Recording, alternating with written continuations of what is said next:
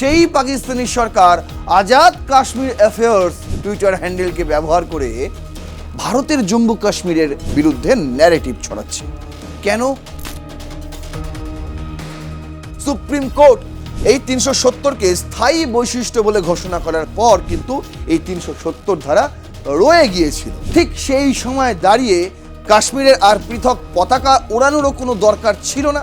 আর তাই সেই সময় দাঁড়িয়ে বিজেপির কিন্তু এটা প্রতিটা নির্বাচনী ইস্তেহারেই ছিল যে তারা যখনই ক্ষমতায় আসবে সর্বপ্রথম 370 ধারা তারা বিলুপ্ত করবে।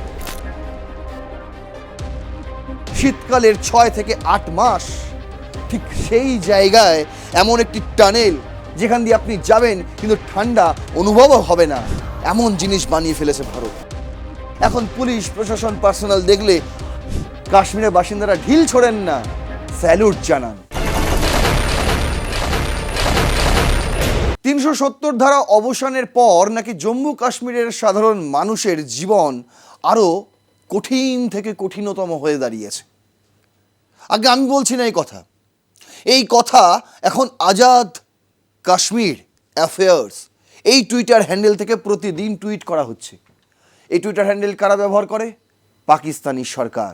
এই পাকিস্তানি সরকার যেটা পাঞ্জাব প্রদেশ থেকে পরিচালিত হয়, সেই পাকিস্তানি সরকার আজাদ কাশ্মীর অ্যাফেয়ার্স টুইটার হ্যান্ডেলকে ব্যবহার করে ভারতের জম্মু কাশ্মীরের বিরুদ্ধে ন্যারেটিভ ছড়াচ্ছে।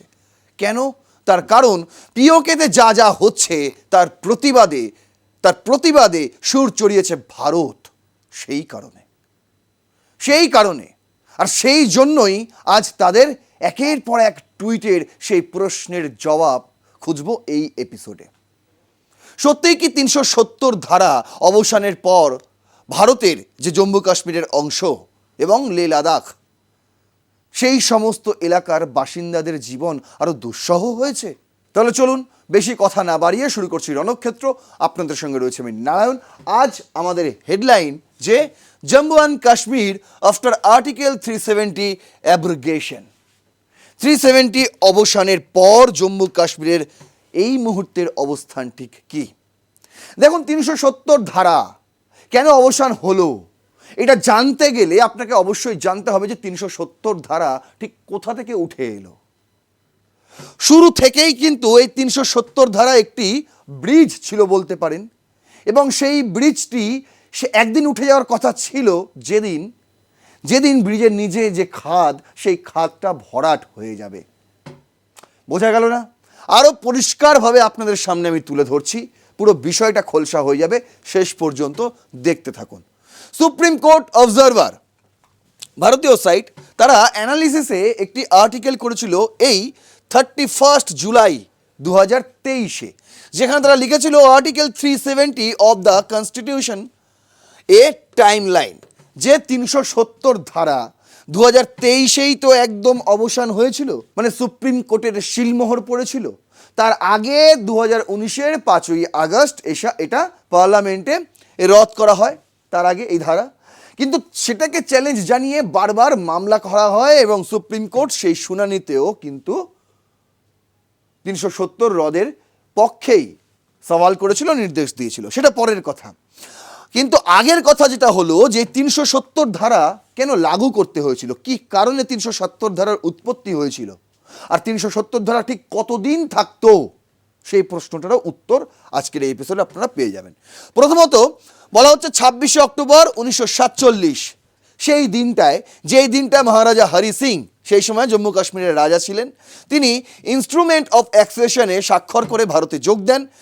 কিন্তু শুধুমাত্র প্রতিরক্ষা, পররাষ্ট্র এবং যোগাযোগ নীতি এইগুলোই মাত্র কেন্দ্রের হাতে থাকতো ভারতের আওতায়, বাকি সমস্ত কিছু কিন্তু তাদের হাতেই থাকতো, যেহেতু তারা একটা প্রিন্সলি স্টেট। এই ছিল চুক্তি। 26 অক্টোবর 1947 সাল। গত এপিসোডেও আপনাদের আমি দেখিয়েছি, গত এপিসোডে আপনাদের পিওকে নিয়ে আলোচনা করেছি, আর আজ আমি আলোচনা করব ভারতের জম্মু কাশ্মীর কতটা সুখে আছে, বিশেষত 370 ধারা অবসানের পর। যে 370 ধারা নিয়ে সবচেয়ে বেশি মাথা ব্যথা এই মুহূর্তে পাকিস্তান সরকারের, কারণ পিওকেতে যেটা হচ্ছে সেটা ভারত নিন্দে প্রকাশ করেছে, আর গোটা বিশ্ববাজারে তাদের মুখোশ খুলে গিয়েছে, আর সেই কারণেই এখন প্রতিদিন এসে একটা করে টুইট করে চলে যাচ্ছে।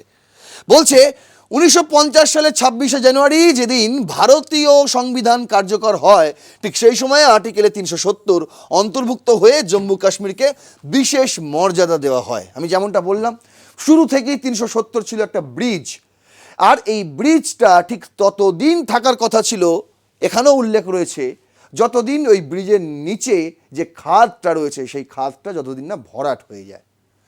এবার 1950-এর 26শে জানুয়ারি প্রথম প্রেসিডেন্সিয়াল অর্ডার জারি হয়ে অ্যাক্সেসিশনের বিষয়গুলো নির্দিষ্ট করা হয়। আর 51 সালের 31শে অক্টোবর জম্মু কাশ্মীর গণপরিষদ গঠিত হয়।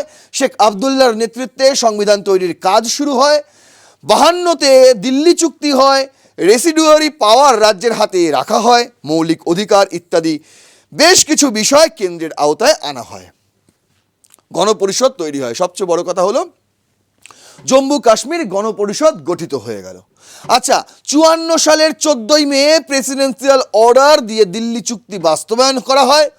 আর্টিকেল 35A অন্তর্ভুক্ত হয়ে স্থায়ী বাসিন্দাদের বিশেষ অধিকার দেওয়া হয়। আর 57 সালের 26শে জানুয়ারি আবার জম্মু কাশ্মীর সংবিধান কার্যকর হয়। এইটাকে রাজ্যকে ভারতের অবিচ্ছেদ্য অংশ বলে ঘোষণা করা হয়। আর সেই সময়ই গণপরিষদ বিলুপ্ত হয়। তাহলে আপনারা বলবেন সেই সঙ্গে সঙ্গে 370 ধারাও বিলুপ্ত হয়ে যাওয়ার কথা ছিল, কিন্তু না, কাশ্মীরের বিশেষ যে মর্যাদা সেই মর্যাদা টিকিয়ে রাখার জন্যই কিন্তু এটা রাখা হয়েছিল। কিন্তু এই নিয়ে বারবার সুপ্রিম কোর্টে মামলা হয়েছে এবং প্রথমত 59 সালে একটি মামলা হয়। সুপ্রিম কোর্টের প্রেমনাথ কল মামলায় প্রেসিডেন্সিয়াল অর্ডার গণপরিষদের অনুমোদন সাপেক্ষে বলা হয়।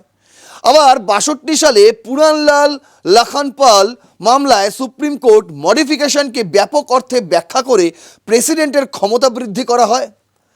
তারপর 1968 সালে সম্পদ প্রকাশ মামলায় সুপ্রিম কোর্ট আর্টিকেল 370কে স্থায়ী বৈশিষ্ট্য বলে ঘোষণা করে। আর সেই কারণেই 72 সালে মকবুল ডামনো মামলায় সদর ই রিয়াসতকে গভর্নর হিসেবে পরিবর্তন বৈধ বলা হয়। মানে যা যা ছিল সমস্তটাই আস্তে আস্তে আস্তে আস্তে চেঞ্জ হয়। কিন্তু দেখুন, এই যে 68তে সম্পদ প্রকাশ মামলায় সুপ্রিম কোর্ট এই 370কে স্থায়ী বৈশিষ্ট্য বলে ঘোষণা করার পর কিন্তু এই 370 ধারা রয়ে গিয়েছিল, বিলুপ্ত হয়নি। এবার 2016 সালে স্টেট ব্যাংক অফ ইন্ডিয়া আর সন্তোষ গুপ্তা মামলায় আর্টিকেলে 370 গণপরিষদের সুপারিশ ছাড়া অবসান না হবে না বলে বলা হয়। আপনার পুজো পৌঁছে যাক বিশ্বের দরবারে। প্রতি বছরের মতো এবারও আর+ নিউজ নিয়ে এলো শারদাঞ্জলির সেরা সম্মান 2026। অংশ নিতে সকাল 10টা থেকে সন্ধে 6টার মধ্যে সরাসরি যোগাযোগ করুন আমাদের অফিসে অথবা কল করুন 9836323248 এই নম্বরে। শারদাঞ্জলি শুধুমাত্র আর+ নিউজে। গণপরিষদের সুপারিশ অবশ্যই দরকার, কিন্তু গণপরিষদ তারা আগেই বিলুপ্ত হয়েছে, সেই কারণে 370 ধারাও বিলুপ্ত হতে পারছে না। এখন তো সেখানে স্টেট অ্যাসেম্বলি ছিল, মানে সেই সময় এই মুহূর্তে দুটো কেন্দ্রীয় নিয়ন্ত্রিত অঞ্চল, লেহ লাদাখ এবং জম্মু কাশ্মীর। এবার 2018তে কী হয়, গভর্নর্স রুলস জারি করা হয়। আচ্ছা ঠিক আছে, গণপরিষদ নিয়ে তো কী হয়েছে, গভর্নর যে রয়েছে সেই গভর্নর রুলস জারি করা হয়। 18তে প্রেসিডেন্টস রুলস জারি করা হয়, ডিসেম্বরে, জুনে গভর্নর্স রুলস জারি করা হয়, আর ডিসেম্বরে প্রেসিডেন্টস রুলস জারি করা হয়। 2019-এর জুনে প্রেসিডেন্টস রুলস 6 মাস আরও বাড়ানো হয়। আর সর্বশেষ 5ই আগস্ট 2019-এর 5ই আগস্ট প্রেসিডেন্সিয়াল অর্ডার CO 272 দিয়ে আর্টিকেল 367 সংশোধন করে গণপরিষদকে আইনসভা করা হয়। হয়ে গেল, তাহলে আর কোনো বাধা রইল না। এরপর কি হলো, 2019 সালের 6ই আগস্ট, মানে তার ঠিক পরের দিন দ্বিতীয় অর্ডার CO 273 দিয়ে আর্টিকেল 370 অকার্যকর ঘোষিত করা হয় সংসদে। আর 9ই আগস্ট জম্মু কাশ্মীর রিঅর্গানাইজেশনস অ্যাক্ট পাশ করা হয়, যেখানে রাজ্যকে 2 ইউনিয়ন টেরিটরিতে, যেমন একটি জম্মু কাশ্মীর অন্যটি লাদাখ, এই দুটো কেন্দ্রশাসিত অঞ্চল হিসেবে ভাগ করা হয় এবং সেখানে তারপর থেকেই শুরু হয় উন্নয়নের জোয়ার। তাহলে আপনারা কি বুঝলেন? হ্যাঁ, যে খাতটা ছিল সেই খাতটা আস্তে আস্তে ভরাট করা হয়েছে। কাশ্মীরের সঙ্গে ভারতের আর কোনো বৈচিত্র্য ছিল না। ঠিক সেই সময় দাঁড়িয়ে কাশ্মীরের আর পৃথক পতাকা ওড়ানোরও কোনো দরকার ছিল না। আর তাই সেই সময় দাঁড়িয়ে বিজেপির কিন্তু এটা প্রতিটা নির্বাচনী ইস্তেহারেই ছিল যে তারা যখনই ক্ষমতায় আসবে সর্বপ্রথম ৩৭০ ধারা তারা বিলুপ্ত ঘটাবে। আর তারা করেও দেখিয়েছে। 2014-তে ক্ষমতায় এসেছে, 2019-এই তারা করে দেখিয়েছে এই বিষয়টা। এই বিষয়টা অনেক আগে কংগ্রেসেরই করা উচিত ছিল, যখন নীতি নিয়ম তেমনটাই বলে। আর সেখানে দাঁড়িয়ে কিন্তু বিরোধিতাও হয়েছে অনেক। যেহেতু কংগ্রেস সরকার, তারা এই সুযোগটা পায়নি, এই যে ৩৭০ ধারা বিলুপ্ত করার এই সুযোগটা তাদেরও পাওয়া উচিত ছিল। তারা যেহেতু পায়নি, যেহেতু বিজেপি সরকার এসে জিনিসটা করেছে, তাই বিরোধী মত অনেক রকমভাবেই কিন্তু পোষণ হয়েছে। হ্যাঁ, কংগ্রেস যদি করতো তখনও কিন্তু বিরোধী মত পোষণ হতো, কিন্তু সেই তুলনায় হতো না যখন বিরোধী দল তাদের ইস্তেহারে ওই একই ঘোষণা রয়েছে, তাই হওয়ার খুব একটা সম্ভাবনা ছিল না। কিন্তু এই সময় হয়েছিল। এই সময় বিশাল মামলা মোকদ্দমা প্রচুর হয়েছে।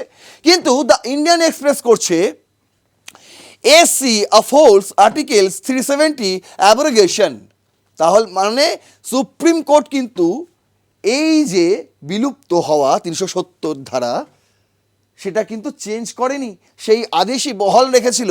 What is the truth and reconciliations commission? প্রথমত, সুপ্রিম কোর্ট 11ই ডিসেম্বর 2023 সালে 5 সদস্যের বেঞ্চ সর্বসম্মতিক্রমে 2019 সালের আর্টিকেল ৩৭০-এর অবসানকে বৈধ বলেই ঘোষণা করেছিল। 11ই ডিসেম্বর 2023। কিন্তু দেখুন, এখনও বিতর্ক চলছে, এখনও সেই নিয়েই কথা বলছে পাকিস্তানের কয়েকজন। জম্মু কাশ্মীরের প্রাক্তন রাজ্যের বিশেষ মর্যাদা শেষ হয়েছে বলে আদালত রায় দেয়। মানে ওই যে খাতটা ছিল, সেই খাতটা ভরাট হয়ে গিয়েছে, এমনটাই পর্যবেক্ষণে উঠে আসে সুপ্রিম কোর্টের। জাস্টিস সঞ্জয় কৌল তার অভিমতে জম্মু কাশ্মীরে ট্রুথ অ্যান্ড রেকনসিলিয়েশন কমিশন গঠনের সুপারিশ করেন। কমিশনের উদ্দেশ্য রাজ্য ও অরাষ্ট্রীয় অভিনেতাদের মানবাধিকার লঙ্ঘনের অভিযোগ তদন্ত করা, যারা যারা এর বিরুদ্ধে অভিযোগ করছে যে এগুলো যেটা করেছে সরকার সেটা করে ঠিক করেনি। এই যে জম্মু কাশ্মীরের মাটিতে জাতীয় পতাকা পথ করে উঠছে, যেটা দেখে যাদের অনেকের গায়ে ফোসকা পড়েছিল, তারা এই ধরনের অভিযোগ করেছিল, এবং সেই অভিযোগ খতিয়ে দেখার জন্য ট্রুথ অ্যান্ড রিকনসিলিয়েশন কমিশন গঠনের একটা সুপারিশ করেছিল সুপ্রিম কোর্ট। কমিশনটি অপরাধী আদালতের মতো নয়, বরং সংলাপ ভিত্তিক হবে বলেও বলা হয়েছিল। ট্রুথ অ্যান্ড রিকনসিলিয়েশন কমিশন হলো সরকারি বা অরাষ্ট্রীয় অপরাধ স্বীকার ও প্রকাশের আনুষ্ঠানিক প্রক্রিয়া, যাতে অতীতের সংঘাত সমাধান হয়।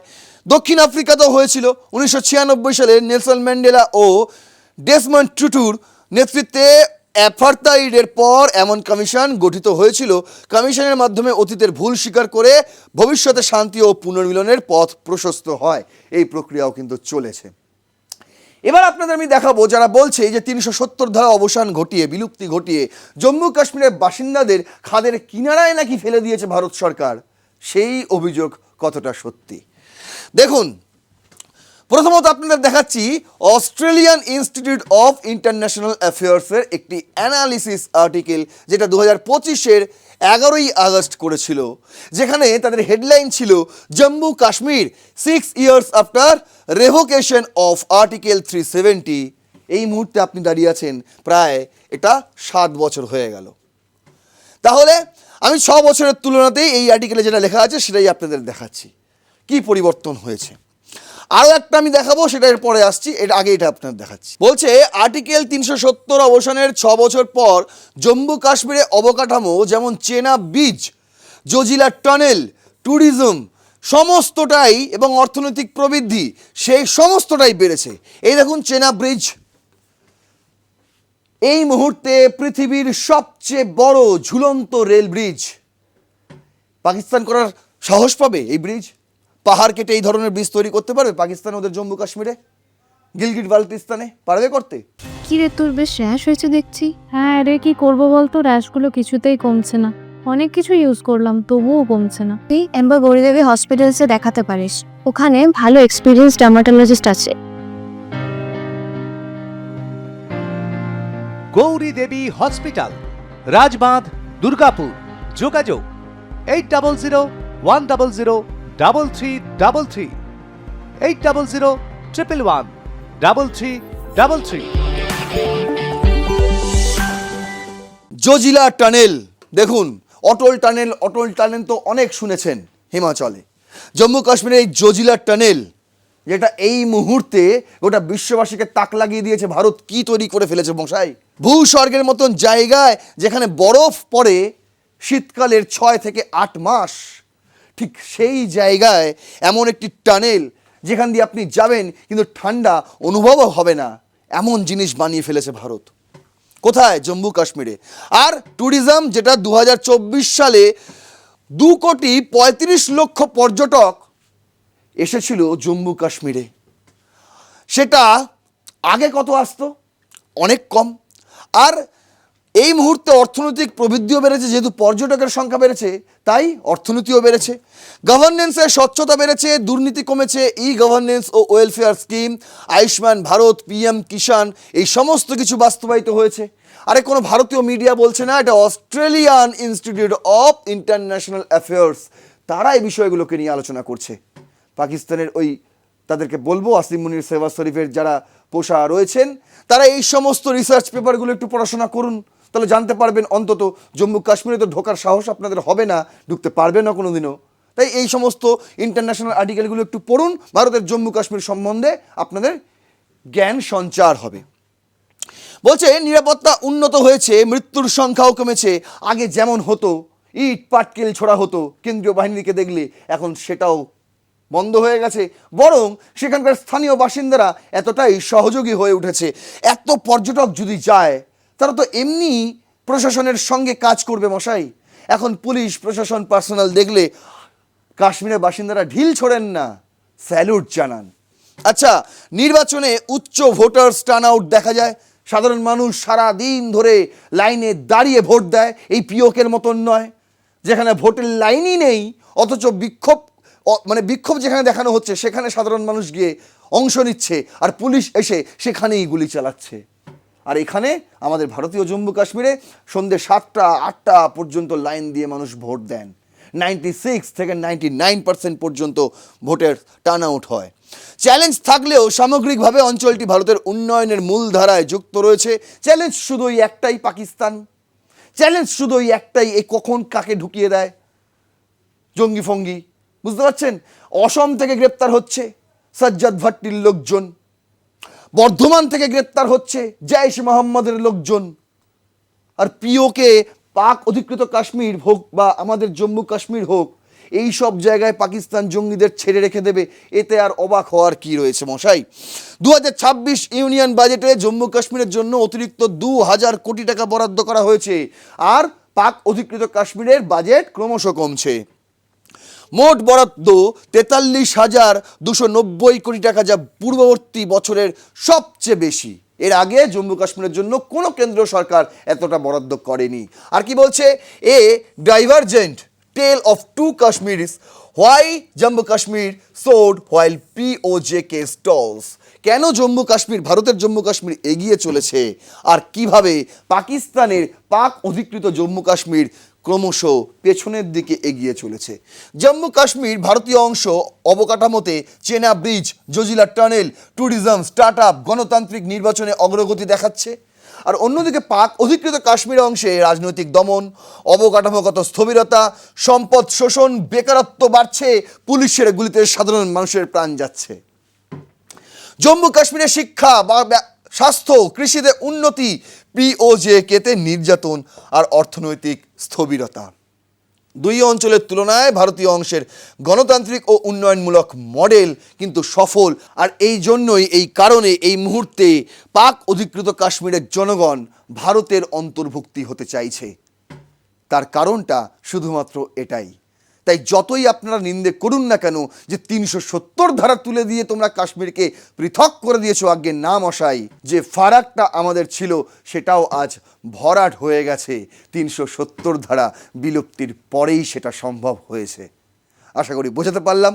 যদি এরপরও যদি কোনো প্রশ্ন থাকে অবশ্যই কমেন্ট বক্সে লিখবেন। এই ভিডিওটি ইনফরমেটিভ লাগলে আরও 5 জনকে দেখার সুযোগ করে দেবেন, বিশাল পরিমাণে শেয়ার করবেন, লাইক করবেন ভিডিওটি, সাবস্ক্রাইব করবেন আর প্লাস নিউজ 24x7 দেখতে থাকুন রণক্ষেত্র। জয় হিন্দ, বন্দে মাতরম।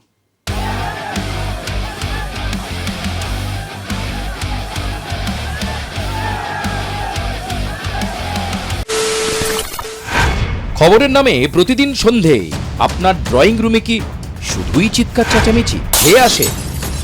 বিতর্কের নামে চলে গালাগালি আর কাদা ছোড়াছুড়ি। এবার সময় পরিবর্তনের, কারণ আমরা কান ফাটানো চিৎকারে বিশ্বাস করি না। আমরা বিশ্বাস করি খবরের সত্যতায়। আমরা কোনো পক্ষের হয়ে গলা ফাটাই না, আমরা সাধারণ মানুষের হয়ে প্রশ্ন তুলি। চিৎকার নয়, শুধু খবর হবে যেখানে বিতর্ক আছে কিন্তু কুৎসিত ঝগড়া নেই। সঠিক তথ্য, বিশ্বস্ত খবর। নজর রাখুন আর প্লাস নিউজে।